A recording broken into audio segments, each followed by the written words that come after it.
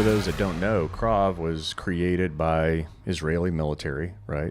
Is it mainly their special operations guys, or more just the whole army No, itself? it was actually put at the from the infantry level.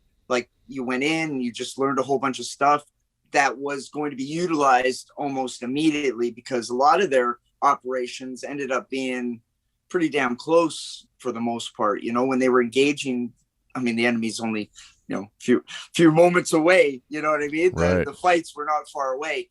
And then when weapons failure would happen, they'd have to utilize hands on. And that happened more often than not in the beginning. Yeah. Yeah. And so now let's go over Krav really is probably one of the more brutal and just straight to the point.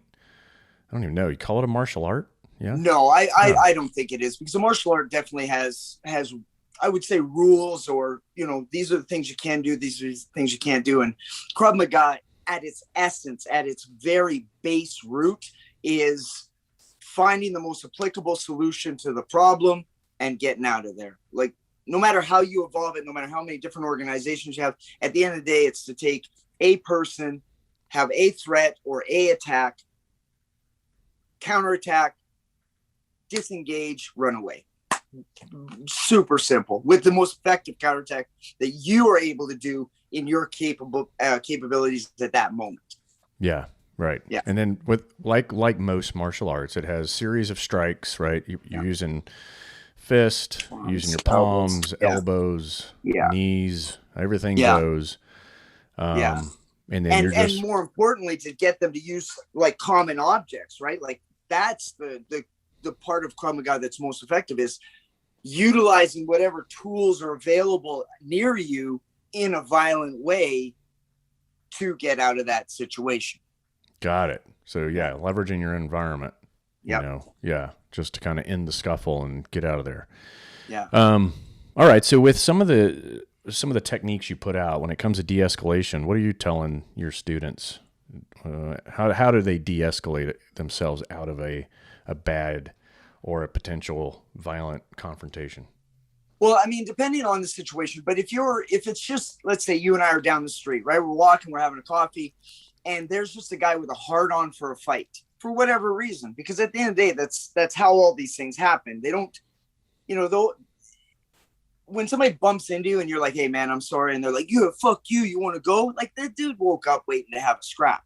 Mm-hmm. So your ability to verbally say things that are not going to make the situation worse, right? I mean, at the end of the day, hey man, my bad. You know what? I was on my phone making up small little lies to calm the person down, because at the end of the day, they just want to be right. So you're right. You're absolutely right, man. I fucked that up. Now, the hard part is teaching somebody where's the line, because the line is different for you. The line may be a little further back because of the skill sets that you have available. You know what you can get away with and what you can do. When you have somebody who's not very well skilled in violence, I work a lot more on their ability to find different angles of attack verbally to calm that situation down, or at least create a space or a time to get off the X verbally, so that if something does happen, they can utilize the environment or whatever small tool they have available to them to act and then run away. Yeah, I gotcha. It's difficult to teach de-escalation. I think is probably the hardest thing, because people don't know how to speak. It's either fuck you or I love you, man. Like there's very little in the way of communication, and the only reason I can do it is from working in bars. When you're dealing with drunks, you can't punch out every drunk, like you just can't. So your ability to sit there and take them off the ledge and calm them down, before you know it, you're in the bar, or you've gotten them out of the bar, or you've been able to give them a drink to sit there and get them out of the bar. That's the hardest thing to teach. Anybody can hit somebody. Like, that's fucking simple. Talking them out of it, different story. Yeah. Yeah. I think it's verbal judo, right? You got to know how to use your words and articulate that you're not looking for trouble, at the same time, calm that person down who is looking for trouble. Yeah. And then you'll agree that there's a point when this person is just going to keep going until a fight ensues. Yeah.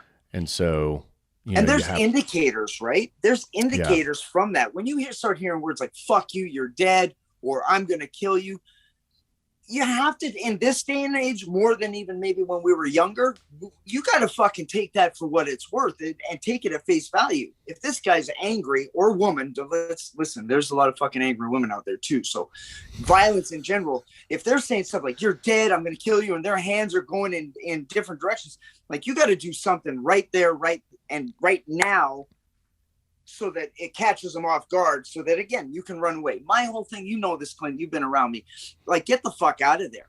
Yeah. You know, like, you have to get out of there unless you're with your family, and that's a different story. But generally speaking, if you're alone, hit first, hit fast, hit hard, get the fuck out of there, right? You're listening to Can You Survive This Podcast? Thanks for tuning in. Please make sure to subscribe, rate, and share on the iHeartRadio app, Apple Podcasts, or wherever you get your favorite shows.